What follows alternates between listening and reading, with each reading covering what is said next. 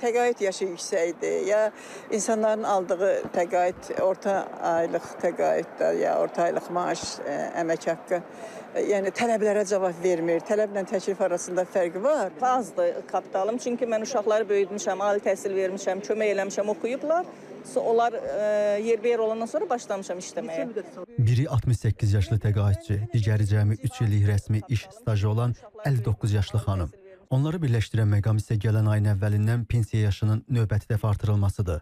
Qanunvericiliyə əsasən yaşa görə əmək pensiyasına çıxmaq üçün ya fərdi hesabda kifayət qədər pensiya kapitalı olmalı, ya da ən azı 25 illik sığorta stajı tələb edilir. Bu tələblər ödənilmədikdə isə vətəndaşın təqaüd hüququ növbəti illərə ertələnir. Azərbaycanda qadınların pensiya yaşı 2017-ci ilin iyulun 1-dən başlayaraq hər il 6 ay artırılır. Belə ki, 2024-cü ilin iyulunda qadınların pensiya yaşı 64-də, 2025-ci ilin iyulunda isə 64 yaş 6 aya çatdırılıb.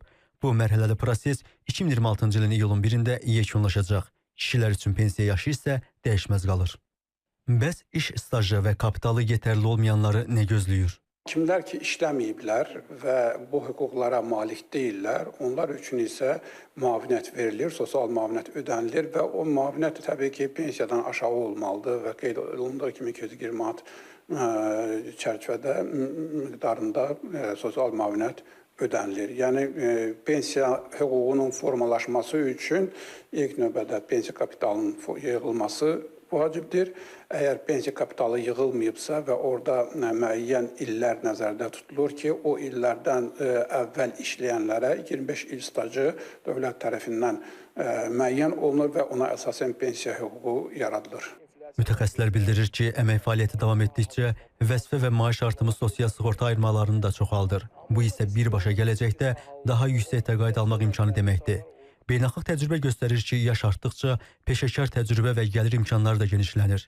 İqtisadçı Emin Qəribli hesab edir ki, Azərbaycanda hazırki model qlobal tendensiyalarla uzlaşır. Mən hesab edirəm ki, məhz bizim ölkəmiz üçün bu optimal bir səviyyədir.